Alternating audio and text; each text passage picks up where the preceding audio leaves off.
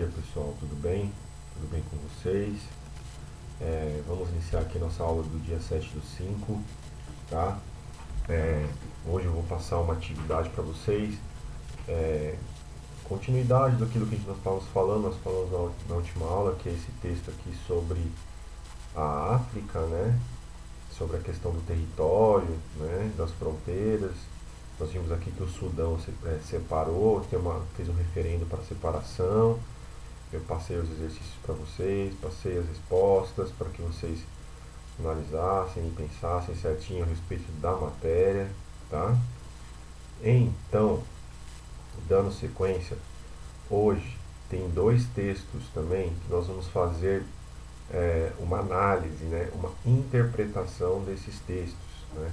Então, seja lá o texto 1, que fala sobre a disputa dessa área aqui, ó, que é uma ilha pequenininha que tem lá no norte da América, né?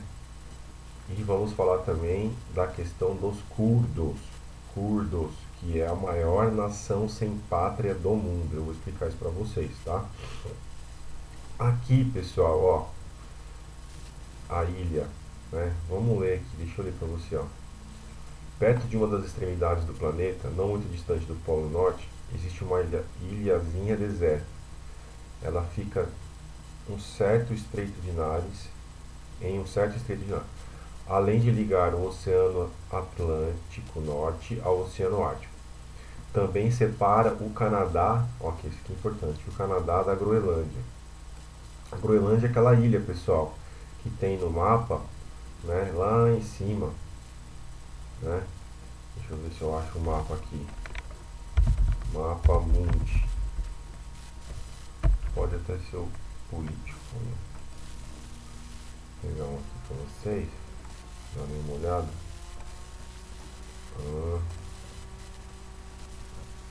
Não. Mais a Groenlândia. Baixar mapas, vamos ver se tem aqui, ó, aqui, ó, que bonitinho, aqui dá pra ver. Ó, a Groenlândia, tá certo, aqui é a questão da projeção cartográfica, lembra a projeção cartográfica? Quanto mais distante do polo, mais próximo do polo, mais largo fica. Essa ilha ela não é desse tamanho todo não, mas é essa ilha que nós estamos falando aqui, ó, Groenlândia, ó, Canadá e Groenlândia. Essa ilhazinha que o texto se refere, fica entre a Groenlândia e o Canadá, fica mais ou menos aqui, ó. Então vamos lá. Aquele território dinamarquês que sempre aparece terrivelmente distorcido no mapa mundi, né? Terrivelmente, ele fica muito maior do que ele é. Com menos de 1,3 km² de área, ela não é nem um pouco diferente dos incontáveis outras ilhotas rochosas que se espalham pelos mares do globo. Não se vê muita vida por ali, só pedra e gelo. Tanto que nem povo esquimó nativo da região, os inuites, habitam o lugar. Apenas utilizam há séculos como um interposto de caça, tampouco há minérios ou outros recursos valiosos. Né? Essa aqui é a ilha. Aqui. O problema basicamente é que a linha imaginária que traça a fronteira marítima entre dois países corta aquele pedacinho de pedra, exatamente ao meio. Os geólogos e hidrógrafos que participam de uma expedição para tentar reparti-lo em 1973 não conseguiram chegar a nenhum acordo. E a questão de posse ficou em aberto. Desde então, tanto o governo canadense quanto a monarquia dinamarquesa estão certos de que a ilhota lhes pertence. E mesmo depois de muita negociação, nenhuma das partes quis ceder. Olha que loucura, né? Eles estão brigando por causa de uma ilha que não tem valor econômico nenhum, não tem, né? Ela não serve, não tem serventia alguma, seja em qualquer aspecto, econômico, social, natural, enfim, né? Aí ele fala aqui de novo, ó, vamos entender por que eles ficam brigando. Quando o assunto é disputa territorial entre nações, as coisas não costumam acabar bem. Estamos cansados de saber o que acontece: guerra, morte, sangue. Só que até nessa parte o caso da ilha Hans é peculiar, para não dizer cômico. As batalhas que ocorrem ali estão mais para um jogo de pique-bandeira que que para uma guerra propriamente dita. Isso é porque as forças armadas dos dois países fazem visitas esporádicas ao local. Quando vão, costumam marcar o território com a própria bandeira. Mas ela não permanece hasteada por muito tempo. Basta um grupo de marinheiros inimigos embarcar para que eles troquem a bandeira que estava ali pela do seu país. Além disso, também se alfinetam com um gesto nacionalista bem curioso. Ao visitar a ilhota, os dinamarqueses deixam lá uma garrafa de schnapps, bebida típica da Dinamarca, enquanto os canadenses deixam uma garrafa tradicional da marca de whisky Canadian Club. De tempos em tempos, a ilha Hans volta às manchetes mundiais, como aconteceu nos últimos dias. A causa da vez foi um conjunto de especialistas em questões árticas que estão advogando uma possível solução do conflito que já dura gerações. Em poucas palavras, a ideia é transformar aquele frígido e minúsculo pedaço de pedra numa espécie de condomínio binacional. Neste caso, os dois países teriam a posse da ilhota e administrariam conjuntamente. Então, pessoal, eles estão brigando porque vai ter um espaço a mais na vida deles, mas que não serve para nada, né? Enfim, mas existe uma disputa diplomática por conta de uma ilha. Então, quer dizer, essa ilha, ela é território ou do Canadá ou da Dinamarca, né? Então, lembra, território. Nós estamos falando do quê? Território. Então, os dois ficam brigando para que esse pedacinho, né, essa ilhinha aqui, fique, né, ao lado do seu país, né? Ou da Canadá ou da Dinamarca. Bom, aí tem o texto 2. Curdos, um conflito que não tem fim. Esse aqui realmente tem conflito, aqui tem porrada, guerra, bomba, tiro, explosão, tudo mais, né? Em 1919, pouco antes do nascimento oficial do Estado iraquiano, ainda sob controle dos britânicos, os curdos estavam a um passo de ter sua nação independente. O Sheikh Mohammed Barzani, o então líder curdo, se autoproclamou rei do Estado independente curdo, reclamando a Suleimânia, uma cidade do Kurdistão no Iraque, e áreas adjacentes. Menos de um ano depois, o exército britânico depôs Banzai. Em 1920, foi assinado na França o Tratado de Sèvres. O texto delimitava as fronteiras do Kurdistão e prometia a tão esperada autonomia, mas isso não foi colocado em prática. Para complicar, em 1923, um novo acordo foi assinado na Suíça, entre países participantes da Primeira Guerra Mundial, 1914 e 1919, e da Guerra da Independência da Turquia, 1919 a 1922. O documento não só dividia o Kurdistão entre Turquia, Iraque e Síria, como também desobrigava o governo turco a garantir a autonomia curda. Em 1925, após a repressão e uma revolta curda, a Liga das Nações decidiu que o mandato britânico na região se estendesse por mais 25 anos. Como toda história curda, as coisas não aconteceram como esperado. Os ingleses ficaram menos de 5 anos, quando em 1930 o Iraque conseguiu sua independência dos britânicos. Os curdos se rebelaram novamente. Aí quem fala aqui é o Juan Kuhl, professor da Universidade de Michigan, Estados Unidos. Quer dizer, pessoal, a população curda, pessoal, vamos aqui no mapa, a população curda, ela vive em toda essa região amarela aqui, amarela, Então, quer dizer, olha quantos ele tá na Turquia, na Armênia, no Irã, no Iraque e na Síria. Então, o povo curdo, né, que, quando a gente fala o povo, né, que a gente viu lá nos dois coisas, o curdo, ele tem sua língua, seus costumes, suas tradições, né? Ele tem toda uma cultura, né, que envolve, que fala sobre o povo curdo. Apesar de eles serem muçulmanos, árabes, tudo, mas eles têm o dialeto deles, eles têm os costumes, as tradições do povo curdo, tá? E eles vivem em toda essa região aqui, né?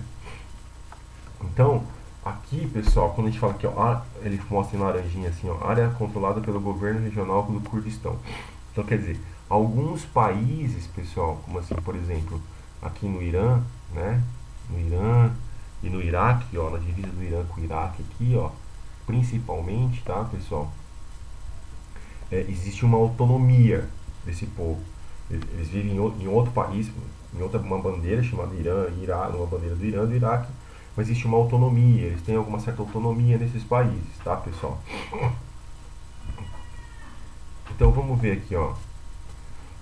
As rebeliões aconteceram em várias partes do Kurdistão. A corrida na Turquia, na região do Monte Ararat, foi apoiada pelas forças britânicas no Iraque, onde em paralelo vários focos rebeldes explodiram. Muitas das revoltas foram encabeçadas pelo líder nacionalista curdo Mustafa Barzani. Nenhuma lhes deu país independente. Eles continuam lutando até hoje por isso. Então, quer dizer, não existe o Kurdistão, tá? A gente costuma dizer, né, na geopolítica que os curdos é a maior nação sem pátria do mundo. Então, assim, existem muitos. Quem já foi uma grande nação que não tinha o seu território? Os judeus, né? Mas aí, depois da Segunda Guerra Mundial, foi criado o território deles, que é Israel. Então, o curdos é uma grande nação, mas não tem um território, não tem uma demarcação. Então, eles não têm uma pátria, eles não têm uma bandeira, né, que possam estender e falar que são deles, tá? Então, vamos lá, entendeu? Para entender a obstinação desse povo, a maior etnia sem pátria da atualidade, né, em ter o Kurdistão reconhecido, é preciso voltar às suas raízes. Os curdos sempre habitaram a região que ocupam hoje. Eles são uma etnia nativa das áreas montanhosas ao norte do Iraque e ao sul da Turquia. As terras que querem ver reconhecidas como sempre estiveram em suas mãos. Aí fala a professora Anna Olson, professora americana da Universidade de Washington. Essa região, com cerca de 500 mil km², que atualmente configura o Kurdistão, fica em sua maior parte na Turquia, ocupando países como Irã, Iraque, Síria, Armênia e Azerbaijão. Como a área não é reconhecida como independente, os cerca de 25 a 27 milhões de curdos vivem hoje espalhados por essas 6 nações, sem um núcleo oficial. Em sua maioria são muçulmanos, sunita, e sua língua oficial é o curdo. É difícil mensurar com exatidão a quantidade de curdos vivendo no mundo hoje, pela falta de um censo específico e por causa da miscigenação dos curdos nas várias regiões em que habitam. O número aproximado são, 14 milhões na Turquia, Irã 6 milhões, Iraque 5 milhões, Síria 1 milhão, Azerbaijão 200, Líbano 80, Armênia 75 e Geórgia 40. Então, olha como eles estão espalhados, né? E olha quantos eles são, muitos, né? Então, pessoal, a gente vai fazer aqui uma comparação, uma analogia, como a gente pode fazer aqui, entre esses dois textos e vamos responder aqui as questões, tá, pessoal? Eu já deixei as questões aqui, então eu vou vir aqui, ó, tá? Em vermelho, para ficar mais bonito. Vamos ver aqui o que ele pergunta. Os dois textos apresentam o que os dois textos apresentam em comum? O que, pessoal? Os dois, a disputa de territórios, né? Dinamarca e Canadá disputam uma ilha que não tem nenhuma questão econômica aí, né, que envolve, mas tem é meu, não é meu, né? E já os curdos que vivem em vários países aí, espalhados em vários países do Oriente Médio, né? Da Ásia, do Oriente Médio. Então tá. Deixa eu diminuir aqui um pouquinho. Aí, ó. Por que existe um conflito sangrento? Por que existe um conflito sangrento retratado no segundo texto e no primeiro não? Pessoal, por que existe um recurso sangrento e no outro não?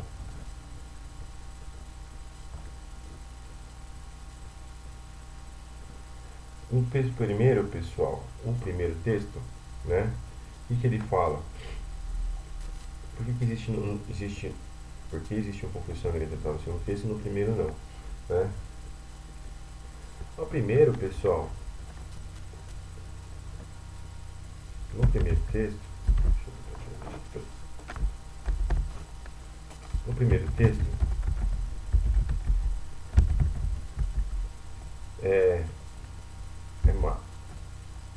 eles disputam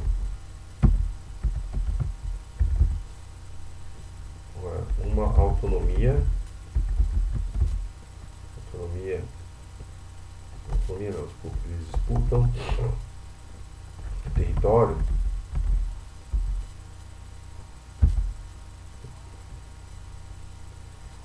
em relação aos interesses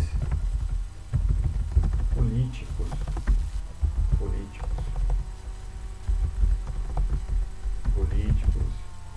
e de interesse econômico também, né? Falar que minha região é maior que a sua, e de interesse econômico.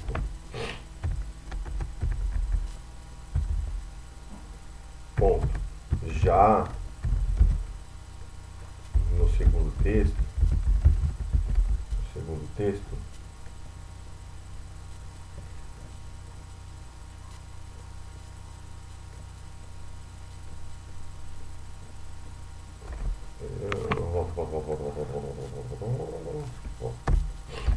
no primeiro texto não existe interesse econômico.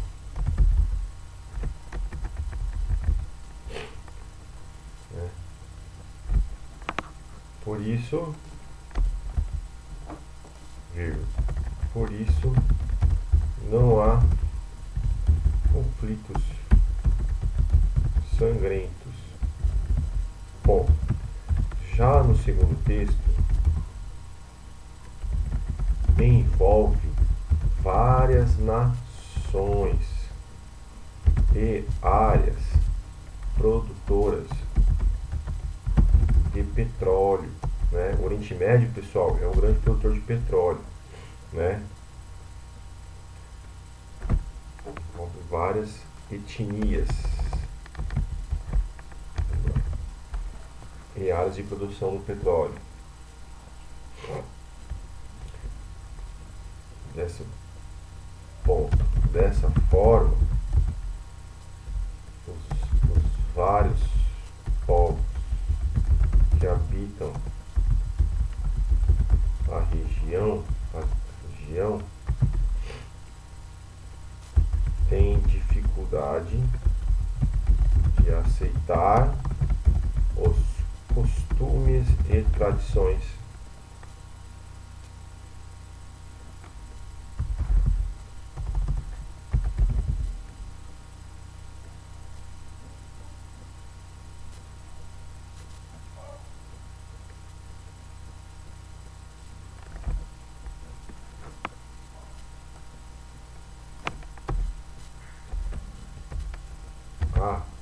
vários povos que habitam a região e têm dificuldade de aceitar costumes e tradições um dos outros. Por isso os conflitos sangrentos, tá, pessoal? Então vamos lá.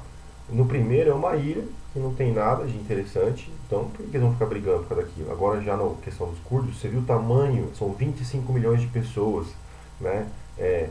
Nessa região existe uma Síria, Iraque, Irã, são grandes produtores de petróleo. O Oriente Médio é um grande produtor de petróleo. Então, quer dizer, por que o cara vai ceder a terra dele? Eu vou deixar um pedaço para os curdos. Não, vou não, porque lá tem petróleo. Então, quer dizer, eles ficam, o petróleo tem dinheiro, né? Então eles falam assim, não vou dar essas terras para esses caras. Esse cara nem fala a minha língua, nem sabe, nem tem os mesmos costumes que eu quero que eles, né, se ferrem. E aí começa a briga entre eles, tá bom? Então, por isso que existe essa diferença aí. Então, pessoal, aqui na apostila ainda né? A partir da leitura do texto, a gente pode definir, a partir da leitura do texto dos mapas, como podemos definir o território, pessoal. Então, lá. Território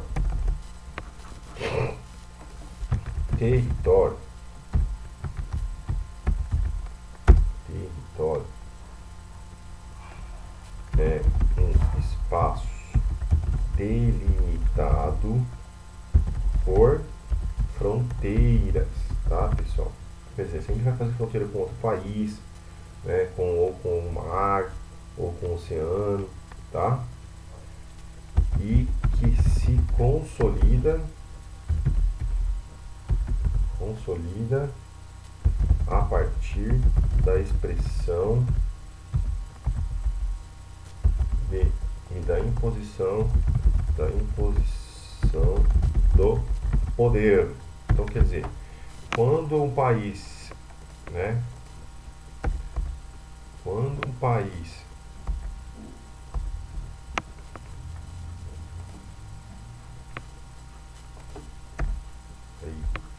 quando um país, pessoal, ele passa a ter um limite territorial, né, definir seus limites, ou seja, fazer fronteira, ali vai se instalar o quê? Um poder, vai ter um Estado, vai ter alguém para comandar, né? Então, e quem comanda, ele dita as leis, regras, e aí passa a ser um território, um Estado, uma nação, tá? Entenderam? Então, isso. Então, se o cara não tem nada disso, se ele não tem um limite territorial, se ele não tem, ele não sabe quais são os limites, onde ele pode ir, qualquer fronteira, se ele não tem nada disso, então ele não é uma nação, ele não tem um território. Então, ele não pode impor o seu poder naquela região, tá? Opa, vamos lá. 5. Por que é tão importante o reconhecimento do território por parte dos povos que vivem ali, né? No caso dos curdos, pessoal, no caso dos curdos, é o reconhecimento da como nação, já ponto, já na ilha é a soberania sobre soberania de um estado sobre o território, sobre o outro. Pessoal, ó, essa aqui são as respostas, tá? Vou deixar aqui um tempinho aqui para vocês verem aqui, tá? Isso aqui. Então essa aqui vai ser a atividade de hoje. Para a próxima semana nós vamos terminar essa apostila 1, tá bom? A gente vai fazer uma série de mapas aqui, eu vou fazer todos eles de uma vez, vai ser uma aula mais longa. Então façam esses exercícios aqui, lembrando mais uma vez, façam, tirem foto e me enviem por e-mail, tá, pessoal? Por favor, antes de copiar aqui, tentem fazer vocês sozinhos, tá? Entender o que os dois textos falam. É uma disputa, tudo isso aí envolve o quê? Povo, né, e território, né? Nós precisamos falar isso lá na página 44, povo, fronteira e território, tá? Então, eu vou deixar aqui marcado aqui, ó. Aqui, ó.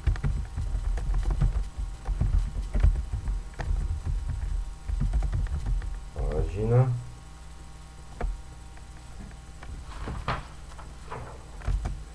49,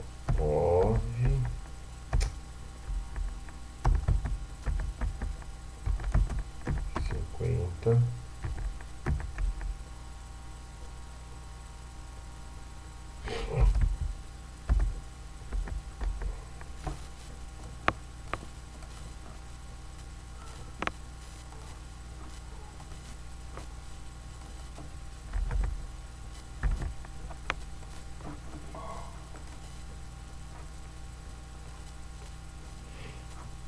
Então tá, pessoal. Fique com Deus. Essa foi minha aula de hoje. Um abraço.